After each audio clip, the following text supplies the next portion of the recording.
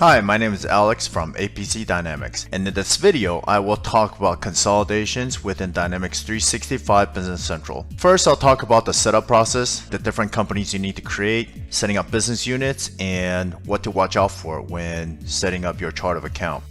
Next, I'll talk about running the actual consolidation process, and I'll talk about the different ways you could do your elimination entries in the consolidation company. Lastly, we'll talk about printing your financial reports within Business Central and identifying the business unit filters so you can get your reporting from the different business units. Let's get started.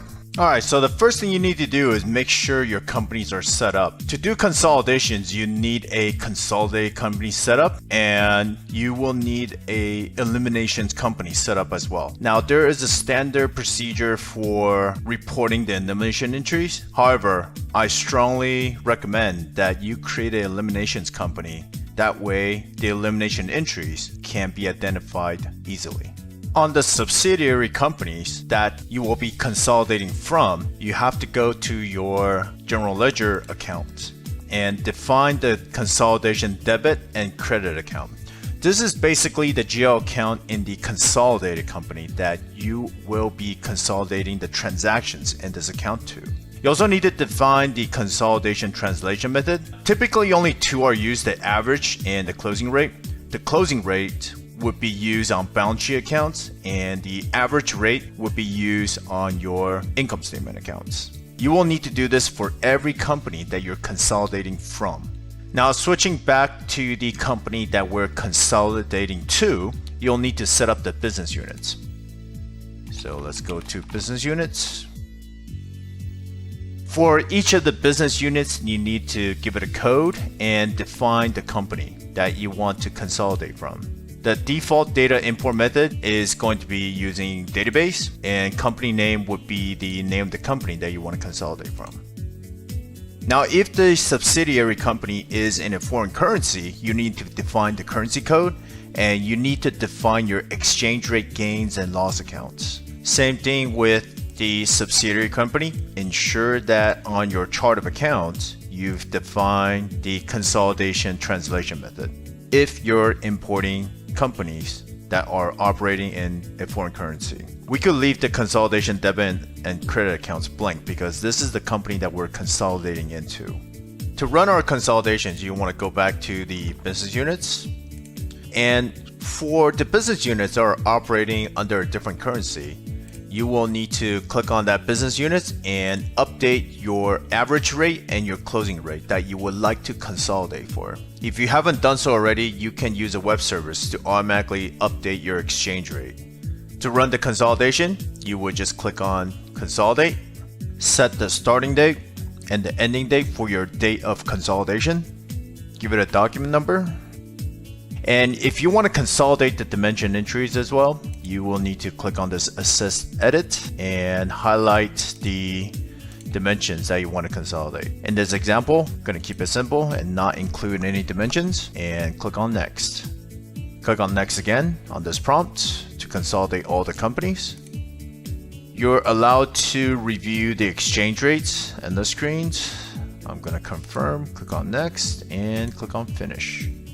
Alright, so the consolidation is done. Let's take a look at the entries. After you run the consolidation, it's going to give you the date that is last ran and the last consolidation ending date. Nice thing about consolidations is that even if you make a mistake or you have additional entries in the subsidiary, you could run the consolidation multiple times. Now let's take a look at how we're going to report our financial statements for the subsidiary companies in our consolidated company financial reports. So let's go to our financial reports.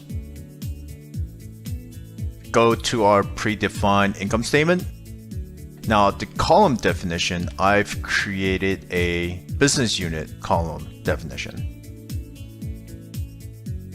I define my columns with each respective business units, and what you're going to do, you will need to show the business unit totals so you can report numbers for each business unit that you're consolidating from.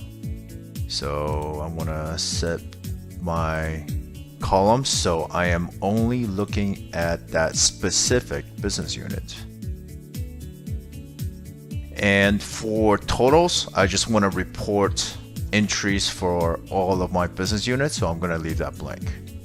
Now let's take a look. I'm going to click on View Financial Reports, set the proper date for the previous period.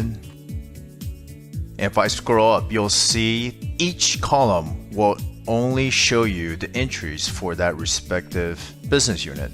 You could drill down and just like your standard financial reports, and on the last column, it will give you the total for all of the business units.